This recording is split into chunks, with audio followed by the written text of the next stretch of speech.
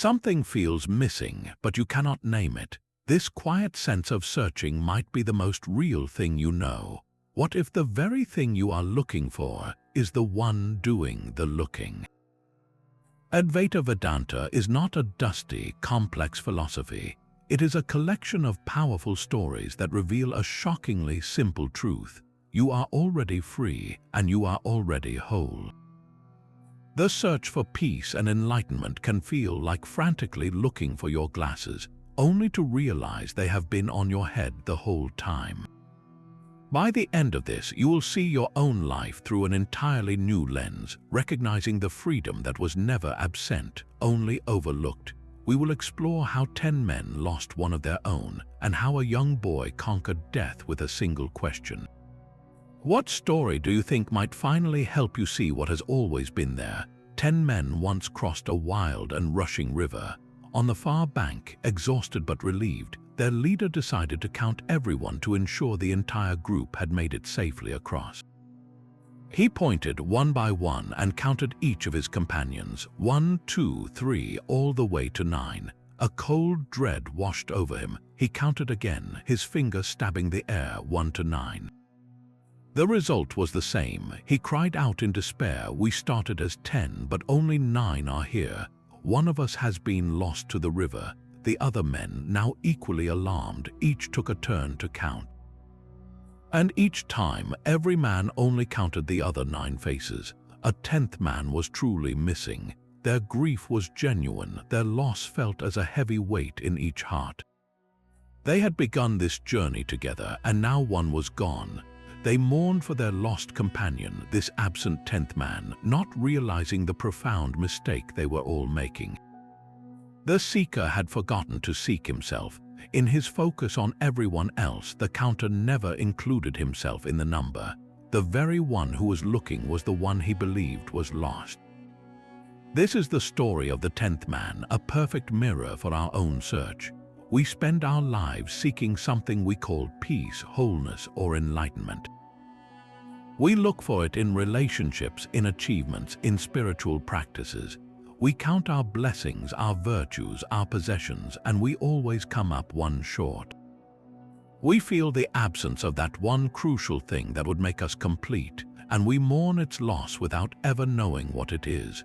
We are the 10th man, weeping for a self we think is missing, when in reality we are right here. In the wisdom of Advaita Vedanta, that 10th man is the atman, your own true self.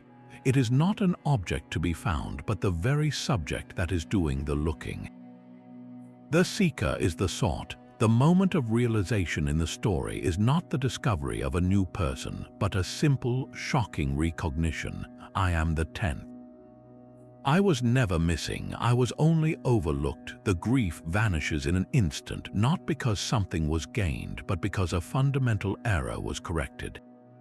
The freedom you seek is not a distant prize. It is the very awareness reading these words, the consciousness feeling the chair beneath you, the presence that has been with you your entire life, so close that it is easily missed. What if your deepest sense of lack is just a forgotten count? That grief for the missing self is a universal cry. It echoes in the quiet moments of our own lives, a feeling of separation that seems so real. But sometimes that very feeling of separation can become the doorway to its own dissolution.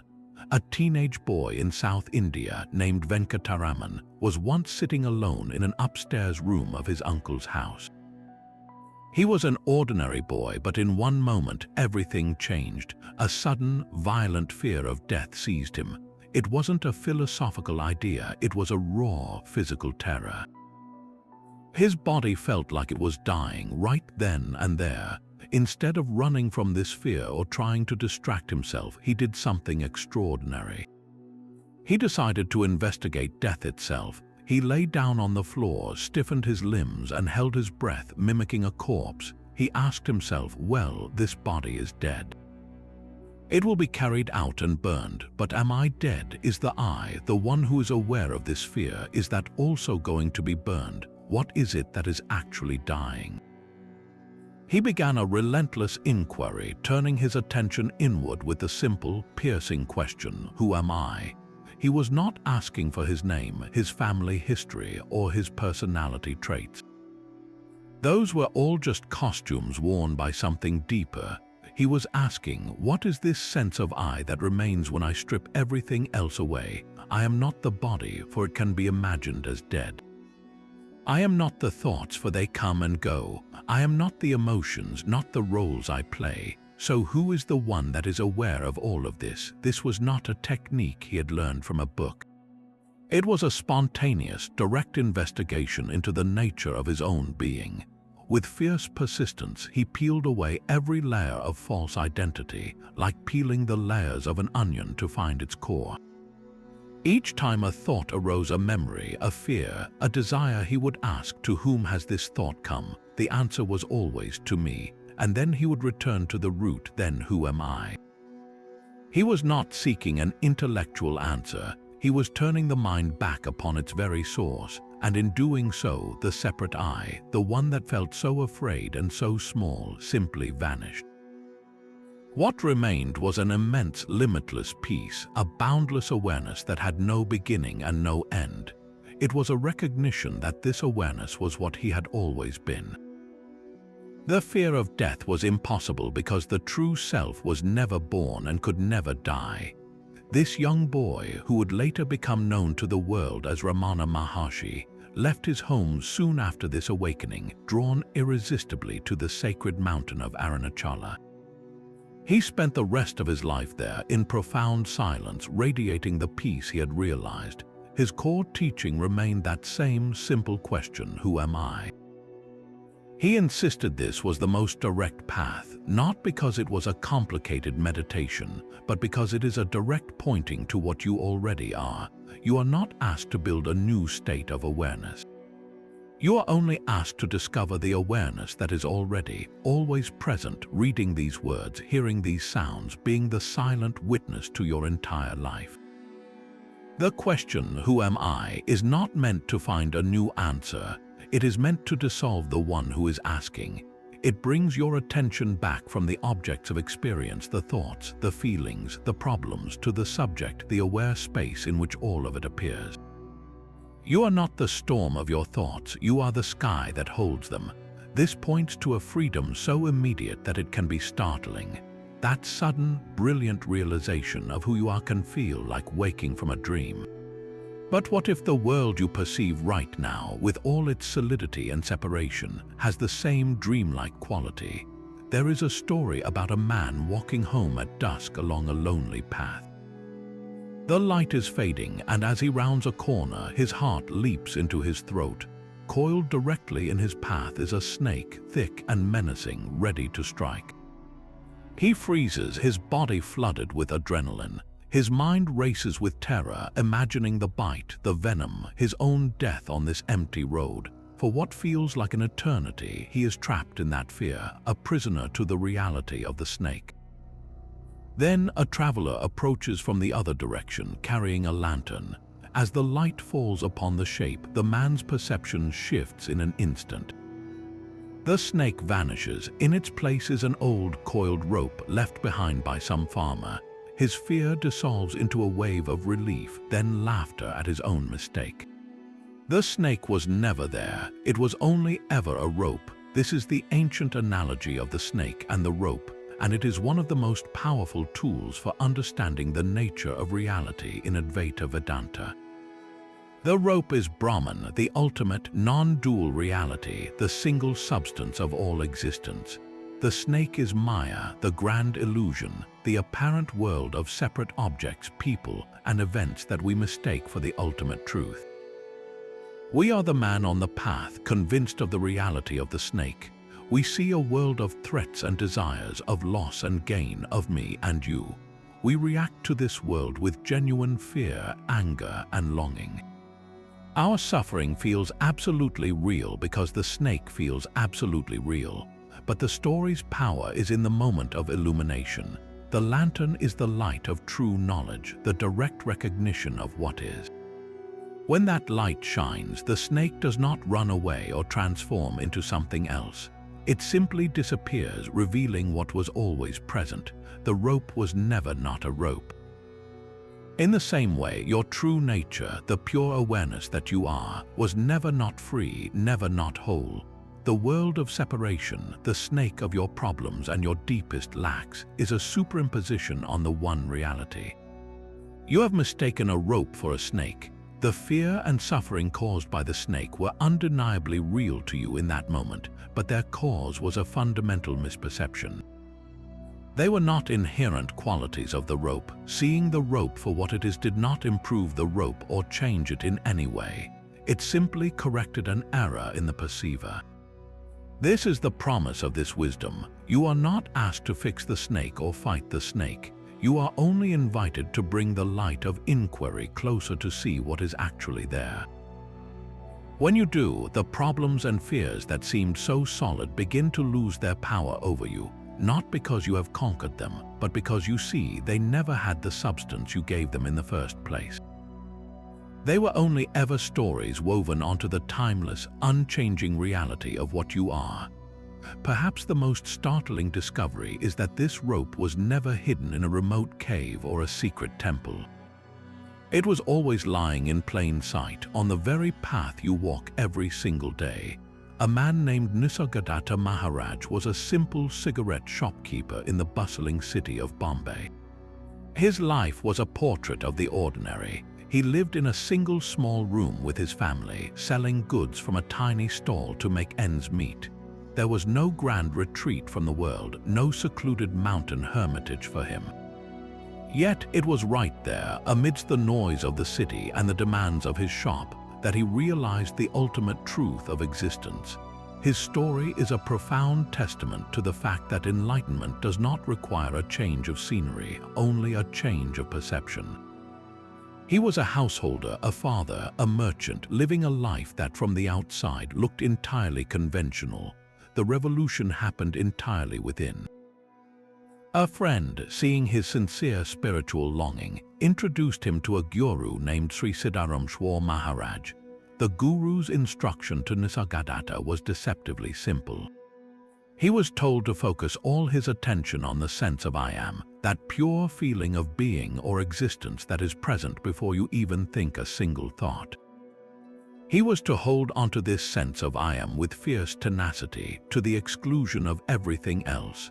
He was not to meditate on any form or any god, but on this raw, fundamental sense of being alive and aware. Nisargadatta, with the burning intensity of a man who has found his only purpose, did exactly that. For 3 years, he would run his shop during the day, attending to customers and managing his business. And in every spare moment, he would turn within, abiding in that simple, profound sense, I am. He would ignore all other thoughts, all other identities. I am a shopkeeper, I am a father, I am a Hindu, I am happy, I am sad. All of these were seen as temporary costumes put on by the one who simply is. His devotion to this one pointer was absolute. And then the realization dawned. He saw directly and irreversibly that he was not the body that sold cigarettes. He was not the mind that calculated profits and losses. He was the formless, limitless consciousness within which the body and the mind appeared. He was the awareness aware of the shop, the city, and the entire world.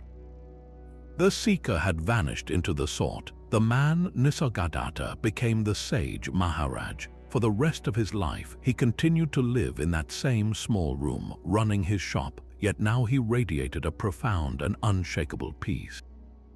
People from all over the world began to seek him out, sitting on the floor of his humble dwelling, listening to his direct and uncompromising teachings, which were later compiled in the classic book, I Am That. His message was stunningly simple. You take yourself to be the body-mind, and so you suffer, but you are not that. You are the witness of the body-mind. You are the timeless consciousness that is aware of all your experiences. Feel this sense of being, this I am, right now. Do not define it or describe it. Just be with it. That is your true self. The power of his story is its sheer ordinariness. He did not leave his life behind. He did the dishes, he raised his children, he dealt with the practicalities of life. Yet he did it all from the unshakable knowing that he was none of it. He was the silent screen upon which the movie of his life was playing. This is the ultimate secret made plain. The freedom you seek does not demand you quit your job or abandon your responsibilities. It only asks you to investigate what you truly are, right in the middle of your daily routine. While your hands are busy, where is your attention? Can you sense the one who is aware of it all? That awareness is not something you need to acquire. It is the one thing you have never, for a single moment, ever been without. A wave rises from the vast ocean, born from the depths and given a unique form. It has its own brief life, a journey across the surface. It can feel its own power, its crest curling in the sun, its own identity separate from the other waves. For a time, it is a distinct individual, a me among other me's, but as it approaches the shore, a deep fear arises. It sees the line where the water meets the land, and it knows its form is about to break. It sees other waves crash and disappear into the white foam, and it thinks, this is the end of me, I will cease to exist. This is the primal fear of every individual soul, the jiva. We are like that wave. We identify completely with our temporary form, this body, this personality, this collection of memories and desires. We see the inevitable approach of old age, sickness, and death, the shoreline of our own existence, and we tremble at the thought of our own annihilation. We believe that when this form breaks apart, I will be gone forever. But the story does not end with the crash. The wave, in the very moment of its dissolution, makes a shocking discovery. As it merges back into the sea, it realizes it was never just the temporary form of the wave. Its essential substance, from its beginning to its end, was always and only the ocean itself. It was water playing at being a wave. The fear of death was based on a single, profound misidentification. It had mistaken its temporary shape for its eternal essence. It thought it was a wave that had a little bit of ocean in it, when in reality it was the ocean expressing itself for a moment as a wave. This is the ultimate truth of the jiva and brahman. You are not the temporary wave of the body-mind. You are the eternal, limitless ocean of consciousness, Brahman.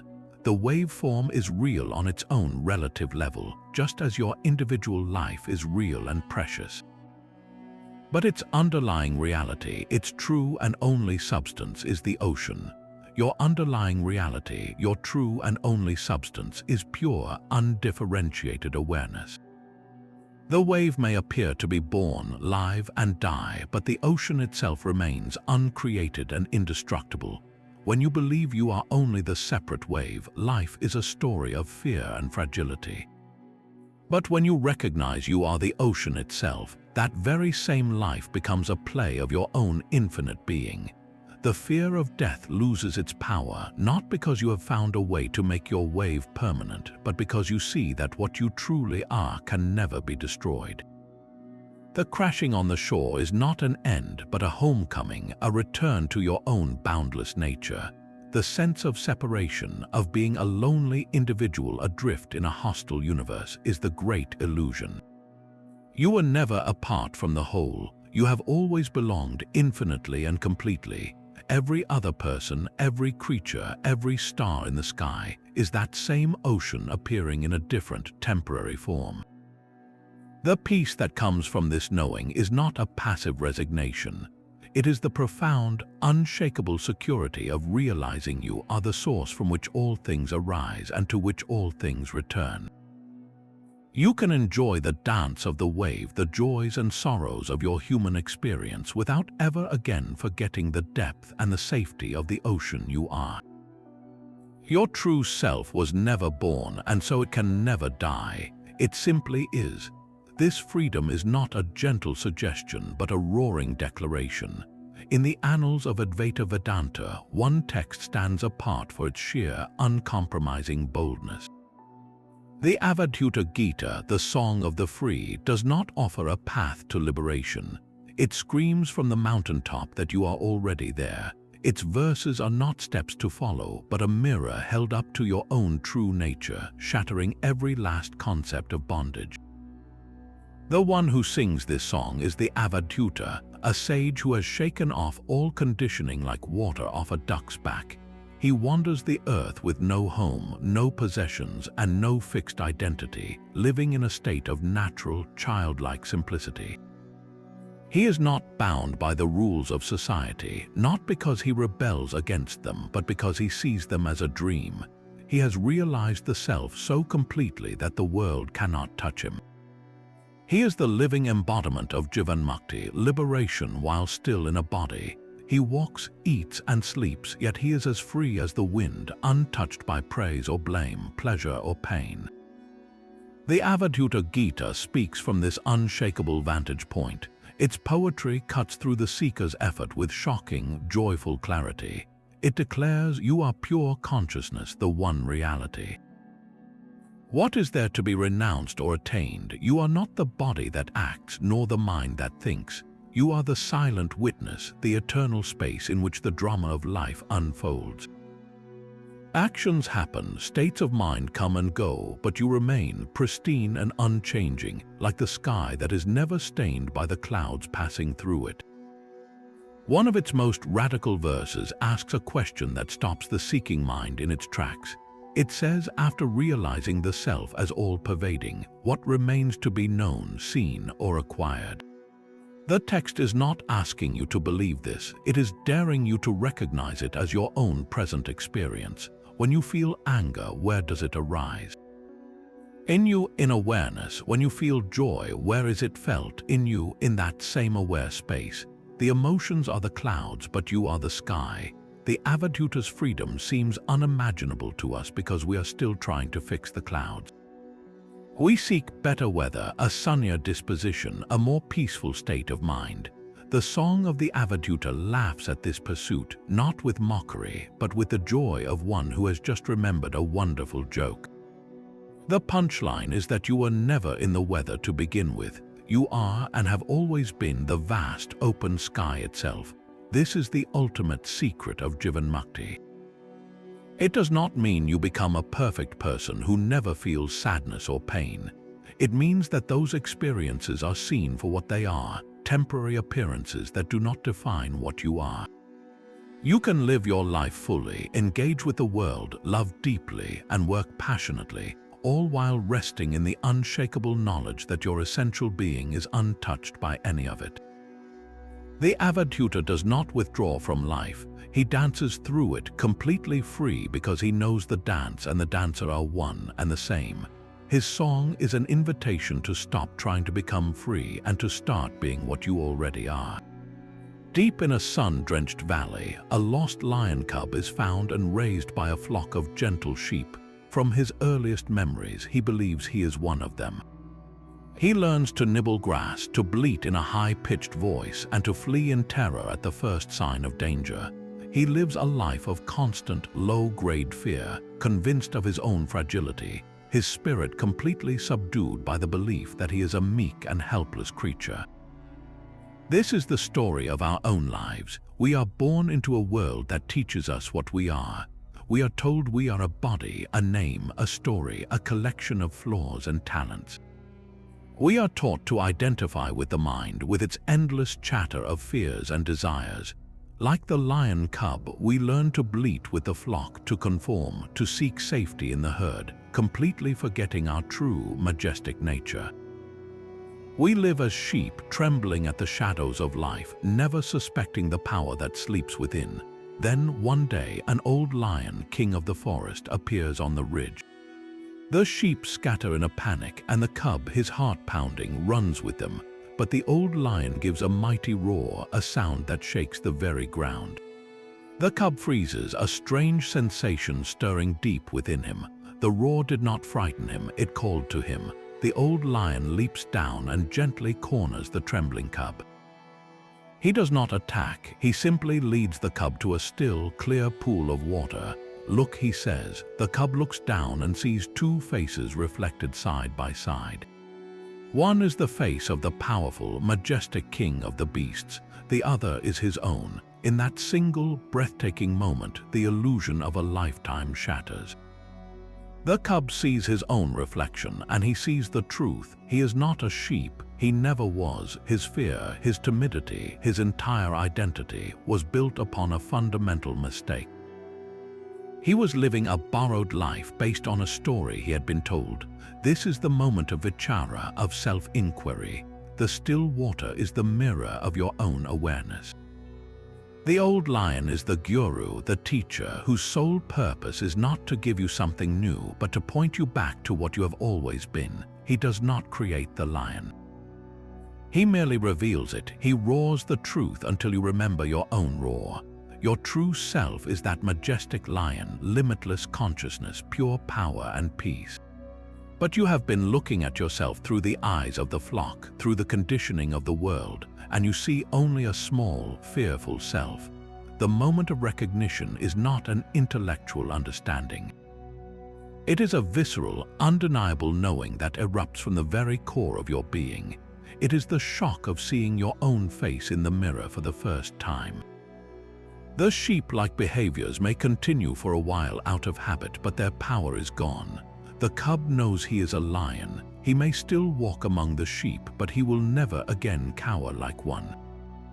He stretches his body, feels a new strength in his limbs, and from his throat comes a sound he has never made before, a deep, resonant roar that echoes his true nature. This is the promise of self-inquiry. You are not asked to become the lion. You are only asked to stop believing you are a sheep. The next time you feel fear or smallness or lack, remember the cub. That feeling is just the bleating of the flock. Turn your attention inward to the one who is aware of the fear. Ask, who am I really behind this story of limitation? Look into the still pool of your own awareness. What do you see when you stop identifying with the reflection and recognize yourself as the timeless space in which all reflections appear? But how do you live as the lion when the world keeps telling you you are a sheep? This wisdom is not meant to be a beautiful idea you contemplate on a quiet morning. It is a switch you can flip in the middle of a traffic jam, a looming deadline, or a heated argument.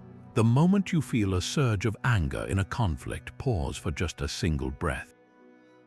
Instead of getting lost in the story of what they said and what you should say back, turn the light of inquiry inward. Ask yourself, to whom is this anger arising? There is a feeling of heat, a tightness in the chest, a storm of thoughts. But who is aware of all this? You are not the anger. You are the aware space noticing the anger.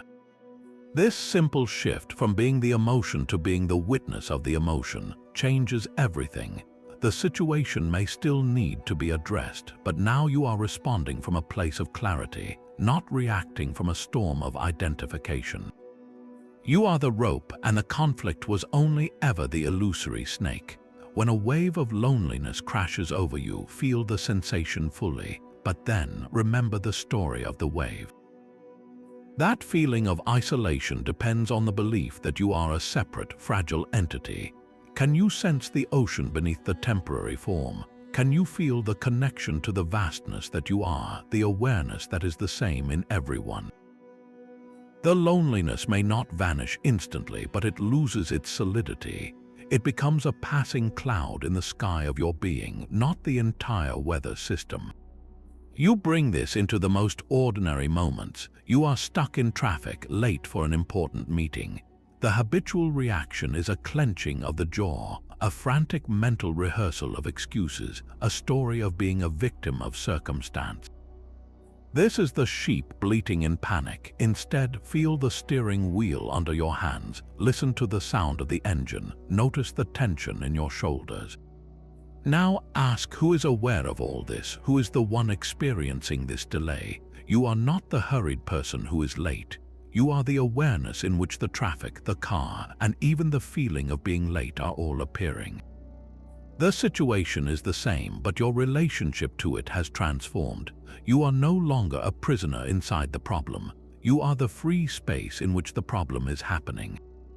This is not a passive resignation. It is the most active form of freedom. From this space, you can still call your office. You can still navigate the traffic, but you do it without the internal war. You act, but you are not acted upon by your own turbulent emotions. This is how enlightenment weaves itself into the fabric of your daily life. It does not demand you leave the world.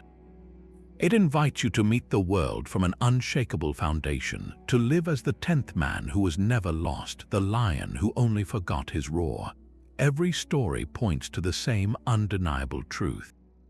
Your freedom is not a destination to reach, but the very ground you stand upon.